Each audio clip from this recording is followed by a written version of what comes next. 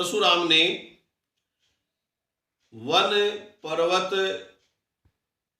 आश्रम और ऐसे स्थानों पर रहकर जो निर्जन थे, शून्य थे, जहां पर कोई रहना भी नहीं चाहता था, ऐसे क्षेत्रों में भगवान परशुराम रहे हैं। उन्होंने भारत और विश्व भर के जो भी प्रसिद्ध तीर्थ स्थल है उनको पावन करने में, उनका महत्व बढ़ाने में बहुत बड़ा योगदान दिया। प्रकृति और पर्यावरण के संरक्षण में परशुराम जी का बहुत बड़ा सहयोग रहा है। भगवान परशुराम ने प्रकृति के संरक्षणार्थ वन पर्वत संपदाओं की सुरक्षा का भार लिया और कपिला और कामधेनु गाय, इनके संवर्धन के लिए, इनके संरक्षण के लिए इनका पूरा परिवार, चाहे इनके माता पिता हो, चाहे ये स्वयं हो, इनके भाई हो, इनके शिष्य हो, सबने इनके कहने पर गौ माता को, जो भारतीय सनातन धर्म दर्शन की यज्ञीय आधार मानी जाती है, अमृतस्य नाभि, जिसकी नाभि में अमृत है, माता रुद्राणाम, जो रुद्रों की माता है, जिसमें सभी देवी देवताओं का निवास माना गया है, ऐसी सुचिता, पवित्रता, पावनता, सरलता, शुद्धता का भाव रखने वाली जो गौ माता है, उसके संरक्षण के लिए परशुराम जी ने जीवन भर कार्य किए। आज भी वो गाय के संवर्धन के लिए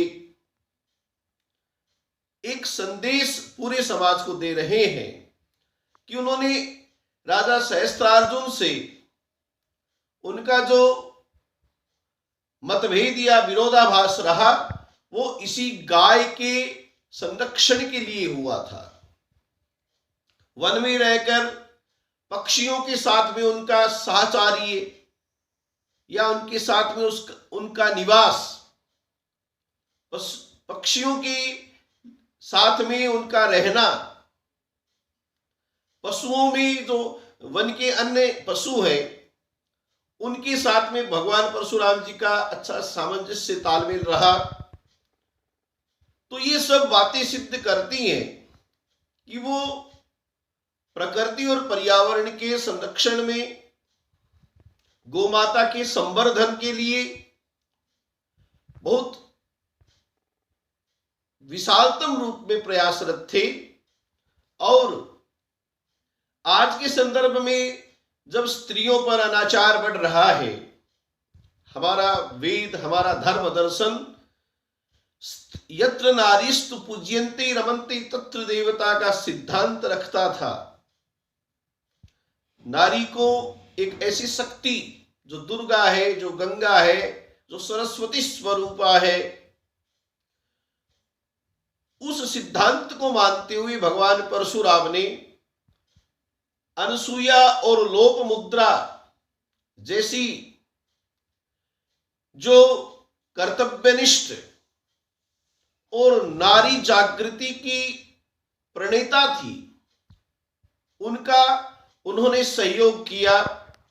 और उन्होंने जो नारी जागृति के कार्यक्रम या उत्थान के लिए जो भी कार्य किए, उनमें भगवान परशुराम सहभागी बने और उन्हें हमेशा प्रेरणा देते रहे कि आप एक समाज और पूरे धर्म दर्शन की शुद्धता के लिए अच्छा कार्य कर रही है।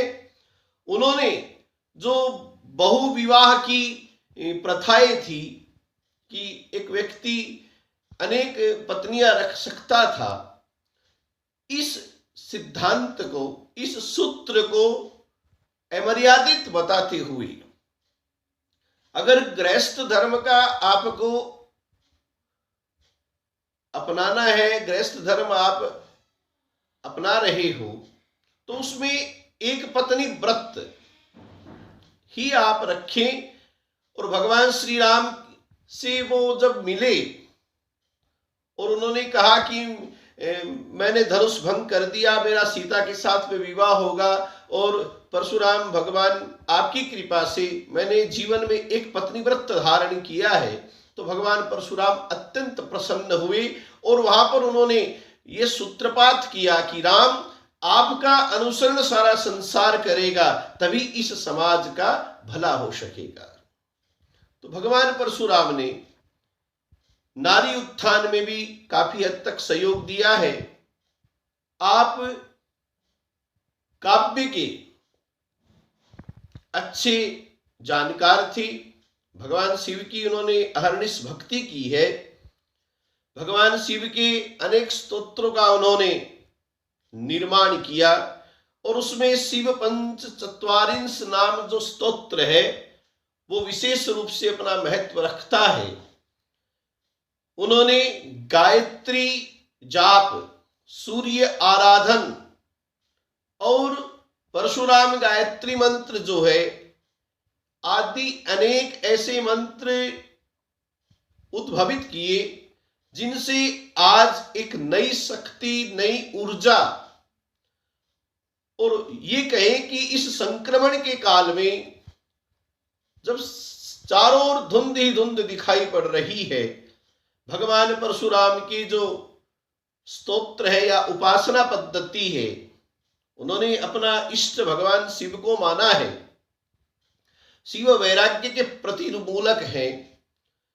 उन्होंने भगवान शिव की भक्ति और आराधना का संदेश देकर वैष्णव और शैव मत को एक सूत्र में पिराने का कार्य किया।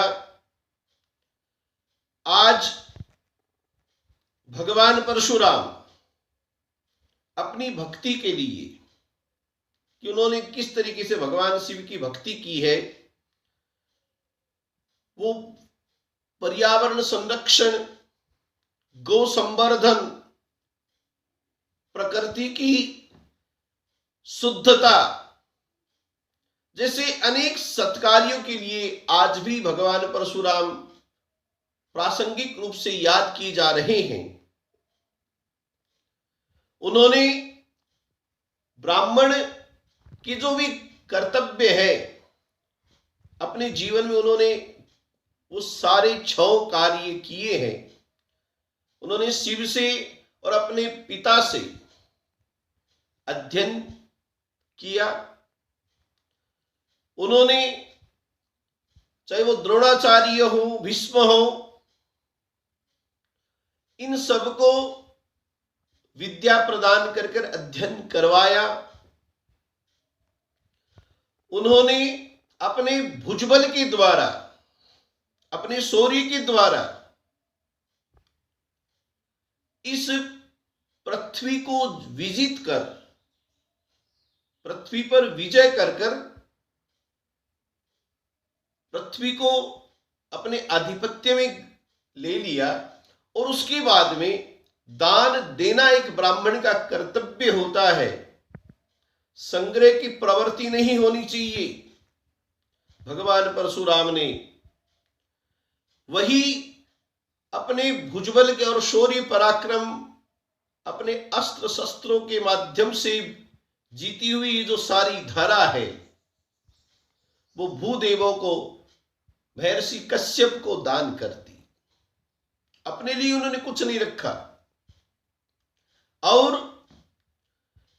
अनेक यज्ञ उन्होंने किए। यज्ञ कर कर अश्वमेध यज्ञ किया उन्होंने। प्रायश्चित्त के स्वरूप जब उन्होंने अपने पूरे पैतृक खानदान का तर्पण किया तो उन्हें बड़ी आत्मग्लानि हुई, और उन्होंने अपनी उपासना भक्ति यज्ञ के द्वारा उन रक्त सरोवरों को जलतीर्थ सरोवरों में परिवर्तित कर दिया। तो वो एक सच्चे बौद्धिक नैष्ठिक ब्राह्मण थे, क्योंकि वो भगवान विष्णु के अंशावतार हैं। कहा जाता है कि वो भगवान कृष्ण के साथ द्वापर युग में जब महाभारत की आयोजना का सूत्रपात हो रहा था, तो उन्होंने समझाने के लिए दुर्योधन को जब समझाने के लिए भगवान कृष्ण गए हैं, तो भगवान परशुराम भी भगवान कृष्ण के साथ में वहां पहुंचे। दुर्योधन को संकेत में सारी बातें बताई कि दुर्योधन, कृष्ण और अर्जुन जो है कोई साधारण मानव नहीं है। इनके साथ में जो अधर्म मूलक व्यवहार तुम कर रहे हो, ये नर नारायण की अवतार है, अब भी कुछ नहीं बिगड़ा है, तुम्हें संधि प्रस्ताव स्वीकार कर लेना चाहिए।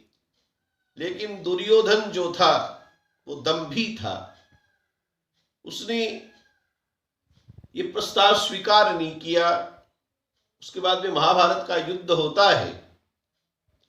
महाभारत के युद्ध के बाद में भगवान परशुराम को इतनी ग्लानि हुई कि मैं अब किसी को भी अस्त्र विद्या दान नहीं दूंगा।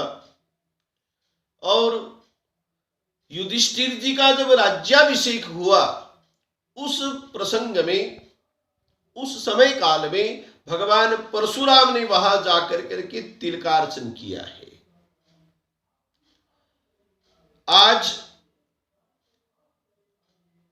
जब धरा पर घनघोर संकट के बादल छा रहे हैं, चारों ओर अंधेरा ही अंधेरा है, न कोई वर्ण व्यवस्था है, न कोई मनुष्य या जीव मात्र जो है वो केवल दंभ के साथ में जीवन जी रहे हैं। परशुराम जी महाराज अजर अमर है। सन्निकट होकर करके भी ऐसा लगता होगा कि जब इतने बलिष्ठ है, इतने धर्म के वो संरक्षण करने वाले हैं, तो वो दूर क्यों है। जब कलयुग अपनी चरम सीमा पर पहुंच जाएगा और शास्त्र और पुराण धर्म दर्शन के अनुसार जब संभल ग्राम में कल्कि अवतार होगा, तो भगवान परशुराम अपना दिव्य अश्व और अपने जो दिव्य आयुध है वो उन कल्कि अवतारधारी भगवान विष्णु को समर्पित कर कलयुग के द्वारा जो, चाहे आज एक राष्ट्र का दूसरे राष्ट्र से प्रतिस्पर्धा स्वरूप हो, मनुष्य ने ऐसे हालात अपने बौद्धिकता विज्ञानता के द्वारा कर दिए हैं कि वो विषाणुओं की उत्पत्ति कर रहा है, प्रकृति को नष्ट करने का प्रयास कर रहा है, मानव सभ्यता पर संकट खड़ा कर रहा है। तो अभी तो एकमात्र शुरुआत कलयुग की हुई है। 4,32,000 वर्षों का कलयुग है, और उसमें जब जब होई धर्म कई हानि, बाढ़ी असुर अधम अभिमानी, यदा यदा ही धर्मस्य ग्लानिर्भवति भारत। कल्कि अवतार जब होगा, भगवान परशुराम ही एक सहायक के रूप में उस कल्कि भगवान को अपना अश्व, अपने आयुध, अपने दिशा निर्देश देकर इस मानव सभ्यता, इस सृष्टि के संरक्षण में आगे आएंगे। आज हमारे आचरण, भ्रष्टता, चाहे वो खान पान के माध्यम से हो, चाहे वो अंतर व्यवहार के रूप में हो, विचारों से हो, दूषित हो गई हैं। जब तक मनुष्य पवित्रता, शुचिता, पुण्यता, धर्मता, परोपकारिता जीवन में धारण नहीं करता, उस मनुष्य का भला नहीं हो सकता। विप्र अवतारी जो भगवान परशुराम हैं, उन्होंने अधर्म, अत्याचार, अनाचार, झूठ, कपट, द्वेष, ईर्ष्या, इन सब का विरोध किया। प्रतिकार किया और दृढ़ निश्चयी रहे, अपने धर्म पर वो आरूढ़ रहे, उनका सद आचार व्यवहार रहा, सतपथ को उन्होंने अपने जीवन में अंगीकार किया, अपनी शुचिता को, पवित्रता को उन्होंने छोड़ा नहीं, वो सफल रहे। उन्होंने अपनी मातृ पितृ गुरु भक्ति के द्वारा, अपने ज्ञान विज्ञान के द्वारा समाज की परिरक्षिता की नीति अपनाई और फलस्वरूप वो चिरंजीवी बने। आज भी सप्त चिरंजीवियों में उनका नाम लिया जाता है। भगवान परशुराम की इस जयंती पर हमने ये अनेक कथानकों के द्वारा, आख्यानों के द्वारा उनका जीवन चरित्र सुना है। वेद धर्म दर्शन कहता है कि ब्राह्मण जाति से कोई ब्राह्मण नहीं है। गीता में भगवान कृष्ण ने स्पष्ट रूप से कहा है कि जो जाति व्यवस्था है वो कर्मज है। आप ब्राह्मण के घर में जन्म लेने से ब्राह्मण नहीं हो जाओगे। आप अपने कर्म अनुष्ठान के माध्यम से एक सच्चे ब्राह्मण के रूप में, ब्राह्मण जो प्रत्येक व्यक्ति बौद्धिक विचार रखता हो, शुचिता के आचरण रखता हो, वो ब्राह्मण है। जिस व्यक्ति में विद्या, ज्ञान, तपस्या, त्याग, धैर्य, सत्य, क्षमा, संतोष, सुचिता और पवित्रता, भक्ति भावना, परोपकार के गुण है, जो इन सब गुणों की प्रतिमूर्ति है, वह ब्राह्मण है। देवी भागवत में कहा गया है कि ब्राह्मण एक ऐसा विशाल वृक्ष है, एक ऐसी सोच है जो सशक्त वृक्ष के रूप में, जिसकी जड़ें सनातन धर्म की संध्याएं तक, सिराओं तक निरूपित है, और उसकी शाखाएं जो है उस वृक्ष की, उस बौद्धिक स्वरूप की वेद है।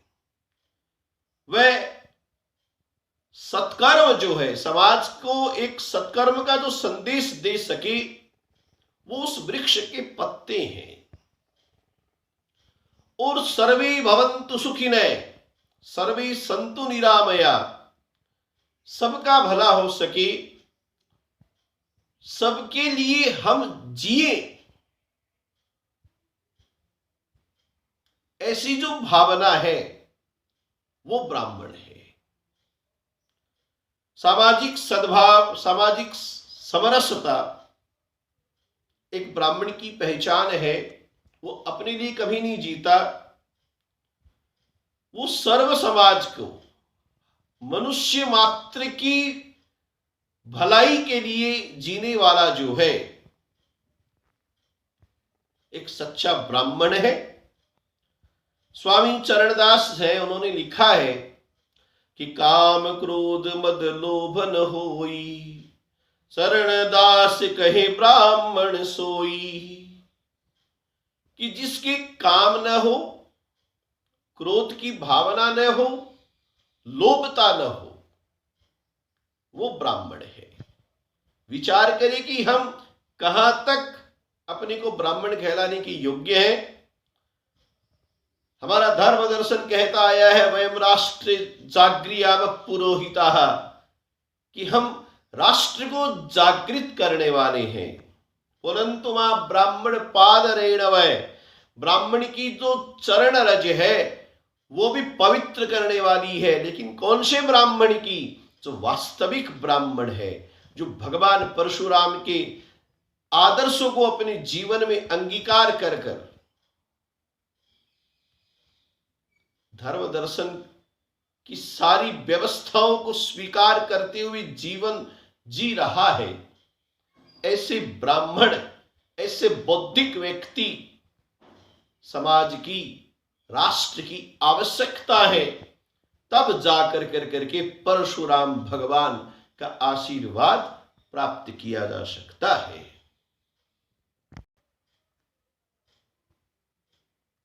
आओ मित्रों तुम्हें सुनाए गाथा ब्रह्मस्थान की, इस भूमि को नमन करो ये है ऋषि मुनियान की। वंदे ब्राह्मणम जयतु भारतम, वंदे ब्राह्मणम जयतु भारतम। आओ मित्रों तुम्हें सुनाए गाथा ब्रह्मस्थान की, इस भूमि को नमन करो ये है ऋषि मुनियान की। वंदे ब्राह्मणम जयतु भारतम, वंदे ब्राह्मणम जयतु भारतम। आदि ग्रंथ वेदों के दृष्टा ब्रह्मर्षि विख्यात है, आदि ग्रंथ वेदों के दृष्टा ब्रह्मर्षि विख्यात है। मनुस्मृति के सृष्टा देखो मनुजी महाराज है, मनुस्मृति के सृष्टा देखो मनुजी महाराज है।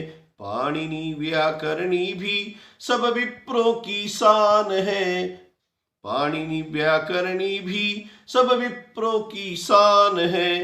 व्यास पतंजलि नारद आदि इस धरती की जान है, व्यास पतंजलि नारद आदि इस धरती की जान है।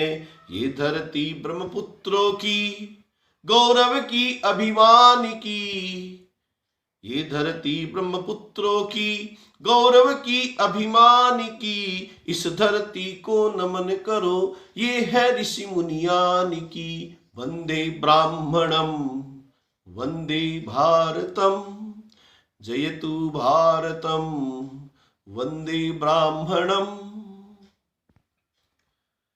चरक सुश्रुत धनवंतरी आयुर्वेद के है ज्ञानी, चरक सुश्रुत धनवंतरी आयुर्वेद के हैं ज्ञानी। आर्यभट्ट वराह मिहिर हुए यहीं पर विज्ञानी, आर्यभट्ट वराह मिहिर हुए यहीं पर विज्ञानी। विप्र श्रेष्ठ चाणक्य महोदय, विप्र श्रेष्ठ चाणक्य महोदय राजनीति के सेनानी। रामानुज शंकराचार्य भी ज्ञाता दर्शन शास्त्राणी, रामानुज शंकराचार्य जी ज्ञाता दर्शन शास्त्राणी। जय बोलो सब मिलकर भाई, जय बोलो सब मिलकर भाई परशुराम भगवान की। इस धरती को नमन करो ये है ऋषि मुनियान की, इस धरती को नमन करो ये है ऋषि मुनियान की। वंदे ब्राह्मणम जयतु भारतम, वंदे ब्राह्मणम जयतु भारतम, वंदे ब्राह्मणम।